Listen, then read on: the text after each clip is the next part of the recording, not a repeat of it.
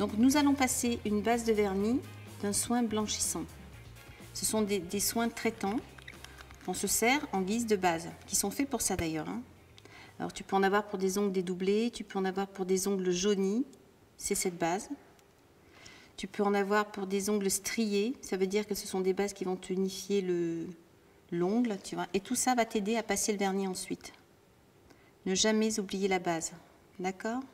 Ça, c'est très important. Alors Stéphanie, après avoir passé la base sur cette main, je vais te proposer une autre version de Tenu Armstrong Pro qui est dans les tendances de couture et de fashion, qui est gris. Alors ça peut être surprenant, mais tu vas voir, le résultat est assez bluffant au niveau de la laque que ça donne, tu vois, et du rendu.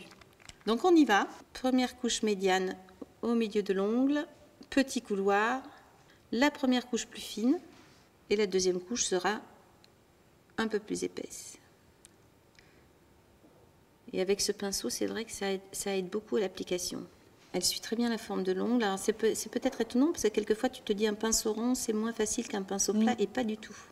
Ça peut être le nouveau noir par exemple. Parce qu'on a mis beaucoup de noir pendant pas mal de temps là. On repart à la deuxième application. Toujours petit couloir.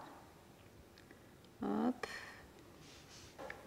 Alors Stéphanie, comme pour toutes les laques de Tenu Armstrong ou dans les coloramas, tout ce que tu veux, dès que ça fait laque, couleur forte, toujours top coat.